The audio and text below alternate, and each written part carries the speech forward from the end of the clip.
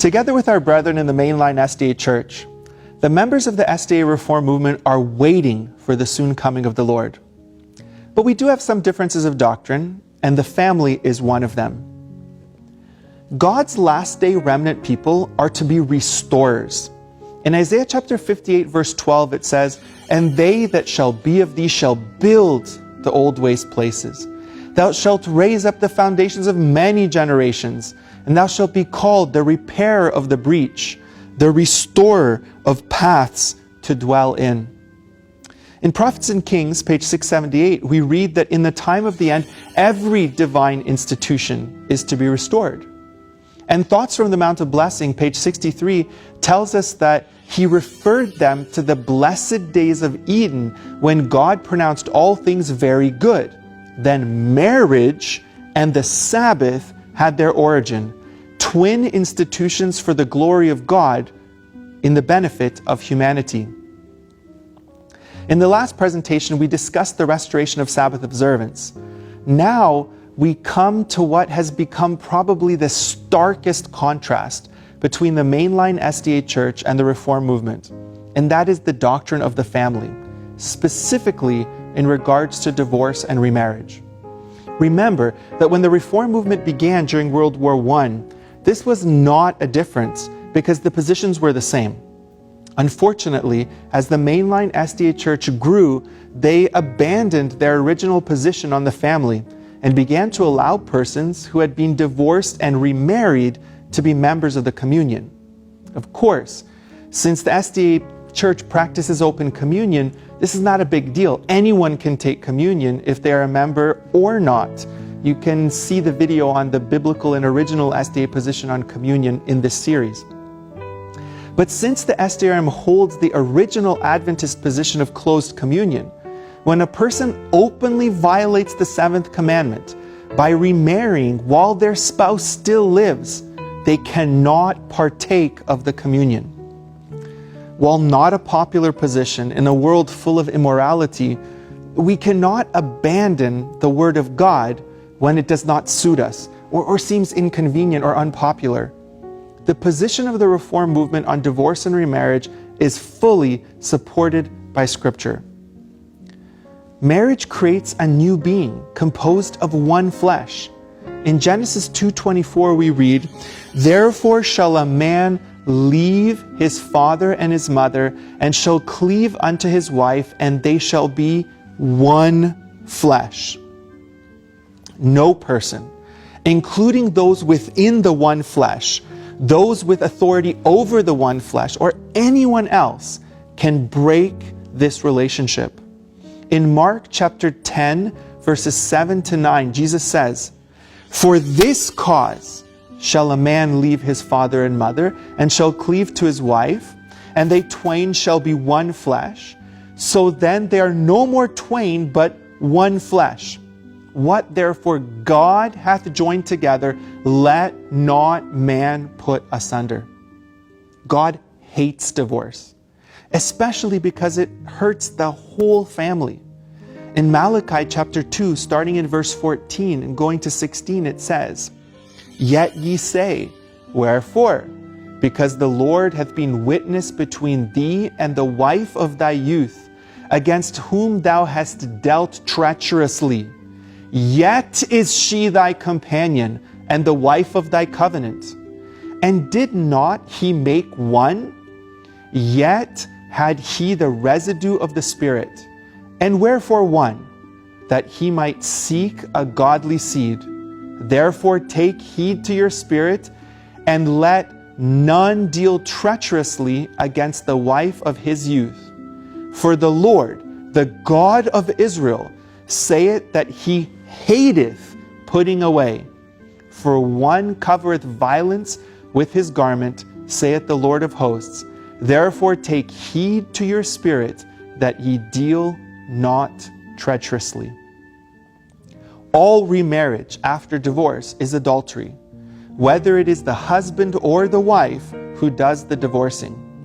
There are no exceptions mentioned to this rule. Let's look at Mark chapter 10, verses 11 and 12. "And he saith unto them, Whosoever shall put away his wife and marrieth another committeth adultery against her. And if a woman shall put away her husband and be married to another, she committeth adultery. Jesus does not recognize divorce as terminating a marriage in God's sight.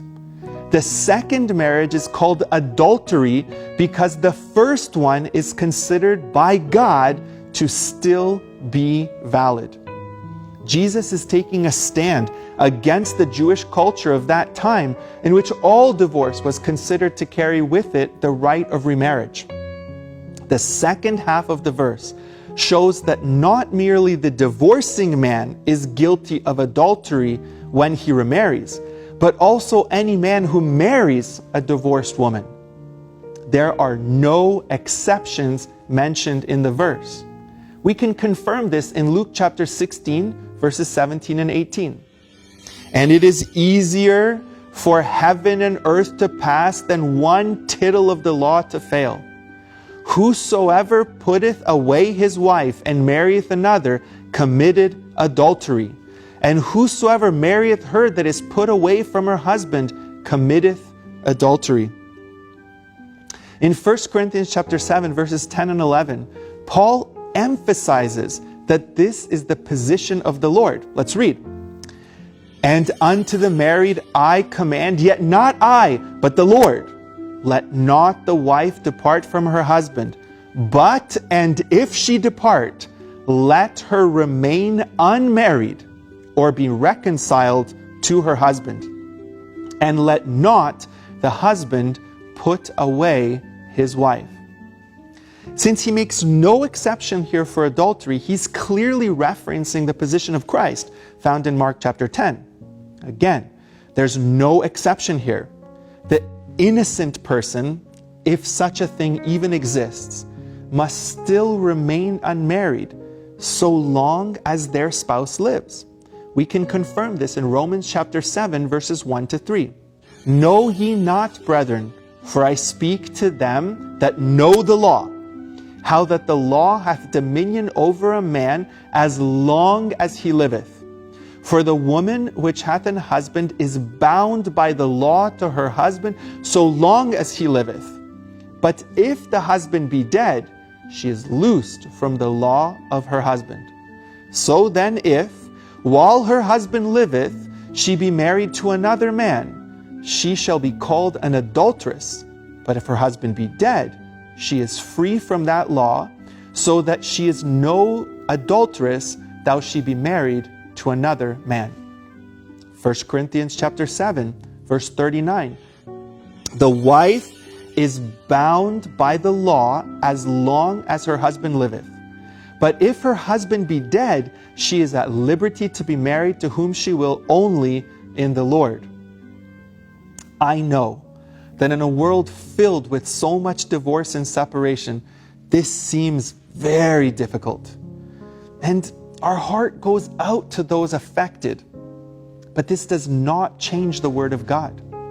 In Spiritual Gifts, Volume 3, page 120, we read, there are many unhappy marriages because of so much haste. Two unite their interests at the marriage altar by most solemn vows before God, without previously weighing the matter and devoting time to sober reflection and earnest prayer. Many move from impulse. They have no thorough acquaintance with the dispositions of each other. They do not realize that the happiness of their life is at stake. If they move wrong in this matter, and their married life proves unhappy, it cannot be taken back. I want to read that again. It cannot be taken back. If they find they are not calculated to make each other happy, they must endure it the best that they can. The teaching of God's Word is plain. There are no exceptions. So long as your spouse lives, even if you separate from each other or divorce, if you remarry, you are counted as an adulterer. Should you need to break your marriage vow, you must remain single. The family is a sacred institution ordained of God in Eden, even before sin was known in this world. And it is the duty of God's last day remnant people to restore the institution of the family to the Eden condition.